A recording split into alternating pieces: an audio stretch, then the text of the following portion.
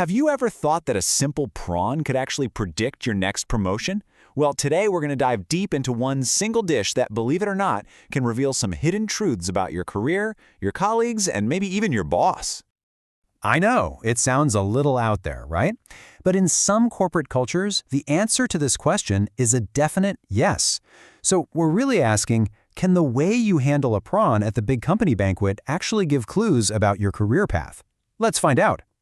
So I want you to picture this. You're at the year-end company banquet. It's this huge, lively celebration called a Wei-Ya. The drinks are flowing, the boss finally wrapped up that long speech, and everyone's just waiting for the prize drawings. And then this dish arrives. And it's not just food, it's a whole event. It lands on the table like a ball of fire. Okay, so before we can decode all its secrets, we really need to get to know our main subject. See, this isn't just any old prawn dish. It has a special name, a big reputation, and you could say, a very specific mission.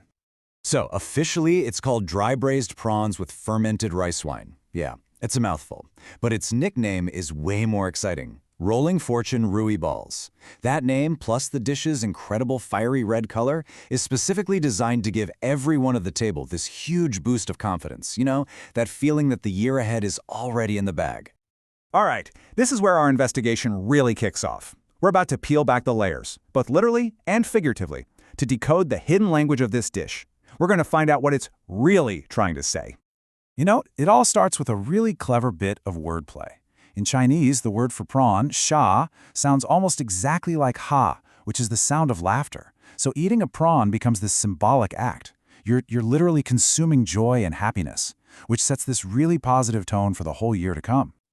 And this slide just perfectly illustrates the entire point of the dish. The goal here is to replace the bitter melon face, you know, that stressed out look we all get from a year of tough clients and impossible deadlines, with a happy, laughing face. It's basically an edible reset button for the entire company's morale. So the next clue is all visual. The dry braising cooking method creates this incredibly vibrant, intense red color.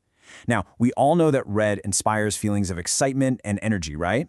So when this dish hits the table, it's like a visual promise to everyone sitting there. Next year, our performance is going to be hong hong huo huo, absolutely red hot and on fire.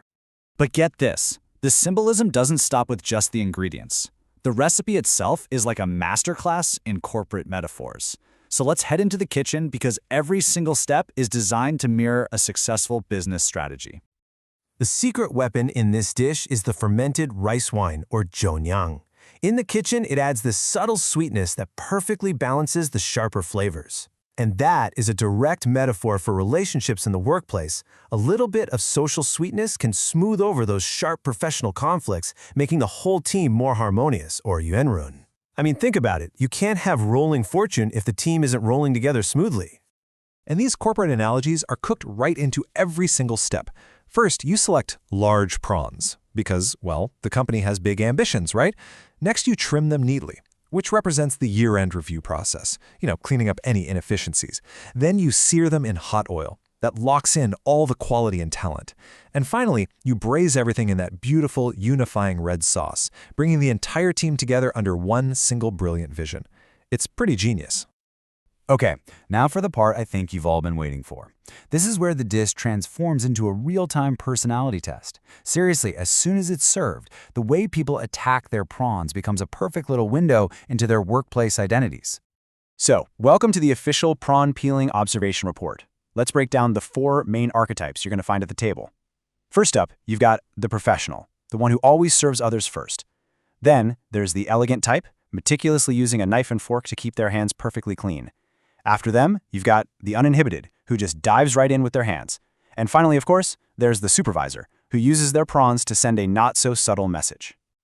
Let's zoom in on the uninhibited type for a second, who you'll often find working in the sales department. They go right in, hands first, savoring every last bit. Now, this isn't just about being hungry, it's a total display of their professional style, fast, sharp, and aggressive. They attack a prawn the exact same way they attack a sales target.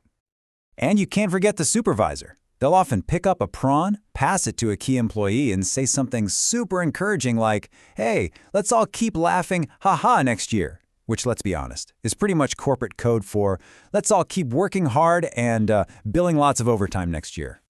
So, after all of that, what have we really learned? It's pretty clear that this dish is so much more than just a meal. It's a story, a strategy, and a test, all rolled into one. Ultimately, this dish is a tangible, edible blessing from the company to its team. It's this really powerful symbol, a wish for everyone's personal wealth to grow and roll in, and for their professional lives to be just as rich and vibrant as that fiery red sauce. So, beyond all the complex symbolism and the corporate metaphors, its number one job is actually pretty simple. It's meant to make people happy. It's a delicious, fun way to just wash away a whole year of stress and get everyone genuinely excited for the future. And that brings us to our final thought. The next time a dish like this comes to your table, take a moment and look around. And maybe more importantly, ask yourself, when you reach for that prawn, which person are you going to be?